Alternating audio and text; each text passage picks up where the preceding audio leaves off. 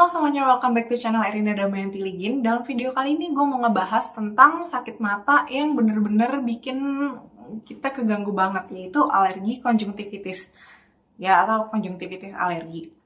Nah, penyakit ini biasanya jadi penyerta atau kayak adanya bareng-bareng sama kondisi-kondisi yang berkaitan dengan alergi lainnya. Misalnya kayak asma, dermatitis atopik, atau rinitis alergi. Kalau kalian penasaran sama rinitis alergi itu apa, gue udah bikin videonya, bisa kalian cek di bawah ini.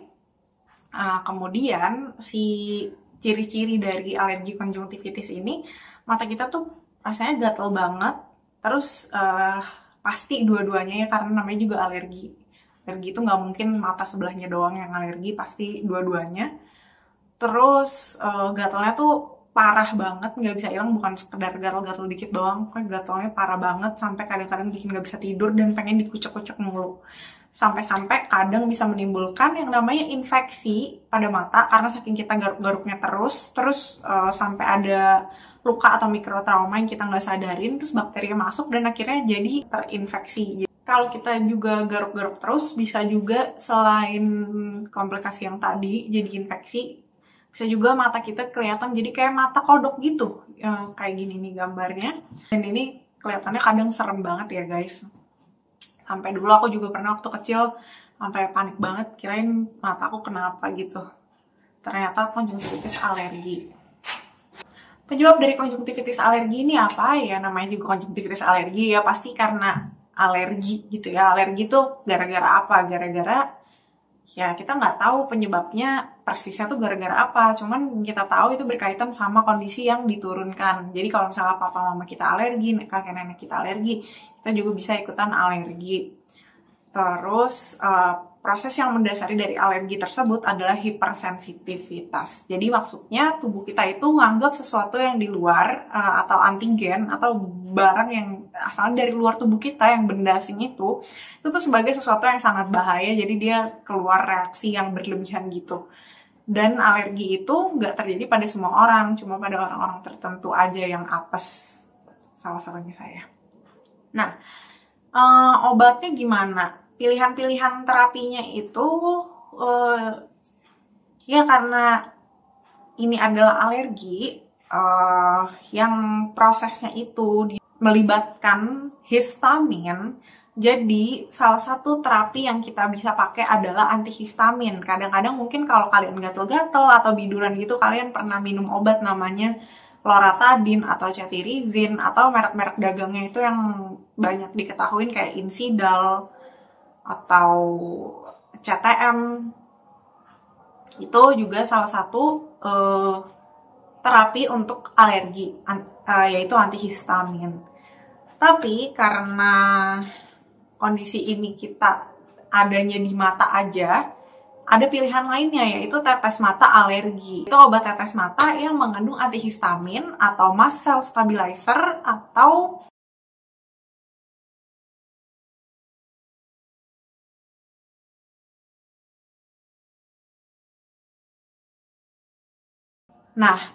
yang perlu teman-teman hati-hati, kadang-kadang kalau kalian minta obat ke apotek atau beli-beli obat untuk mata gatal sendiri, terkadang kalian akan diberikan obat yang mengandung dexamethasone atau ya semacam, pokoknya ada steroid-steroid di dalam situ. Memang untuk alergi itu sangat efektif karena itu steroid. Karena tadi kan tubuh kita reaksi imunnya terlalu berlebihan, kita berikan steroid, maka pasti reaksi imun itu akan ditekan. Jadi gak bakal kerasa gatal lagi.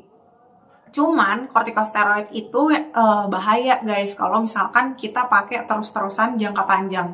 Jadi memang kalau dalam terapi awal atau kayak misalnya sakit gatal-gatalan itu jarang-jarang aja, obat-obatan yang mengandung kortikosteroid itu masih bisa dipakai. Tapi tetap mesti dengan resep dokter dan emang nggak boleh dipakai dalam jangka panjang. Kenapa nggak boleh dipakai dalam jangka panjang? Karena obat-obat yang mengandung steroid itu dapat menyebabkan glaukoma guys, untuk efek jangka panjangnya. Kalau udah kena glaukoma, kita nggak akan bisa sembuh. Glaukoma itu adalah kerusakan saraf mata karena ya bisa karena umumnya ada peningkatan tekanan bola mata.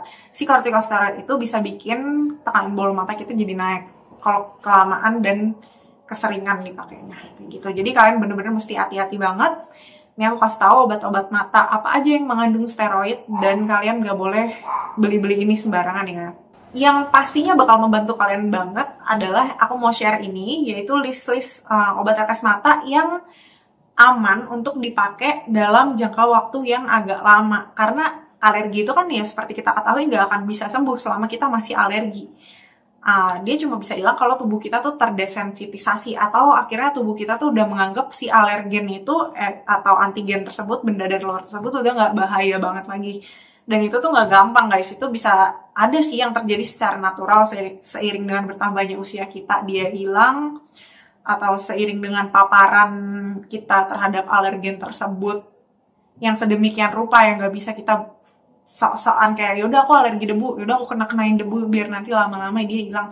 Gak bisa kayak gitu juga, bisa hilang kalau misalkan kalian beruntung gitu ya. Terus ada yang lainnya lagi dikembangkan itu kayak imunoterapi, yaitu terapi untuk alergi dengan cara memberikan kita antigen yang terukur. Jadi kalau itu sih agak advance, mahal, dan perlu tahu persis alerginya dengan apa, zat alergen yang kita hipersensitivitas itu apa, dan nanti diberikan dengan dosis yang terukur. Dan itu masih jarang banget ditemuin ya. Aku nggak pernah memberikan itu sebagai terapi rutin ke pasien-pasien atau ngelihat itu secara banyak di mana-mana gitu, nggak pernah aku lihat.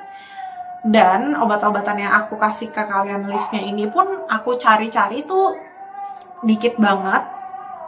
Dan kemarin aku baru nyari-nyari di Tokopedia atau Marketplace, dan aku kebetulan menemukan, dan cuman ada beberapa. Nah, ini sumbernya dari AAKI ya guys. Jadi ini adalah asosiasi internasional, dan kalian bisa percaya kalau list obat ini adalah benar gitu. Jadi tapi mesti ngerti dulu yang kita mau aman buat jangka panjang ini adalah yang mengandung antihistamin, bukan yang kortikosteroid ya. Yang mengandung kortikosteroid tersebut nggak boleh dipakai sembarangan. Oke, semoga info hari ini dapat membantu kalian, bisa bermanfaat buat kalian. See you in my next video, bye!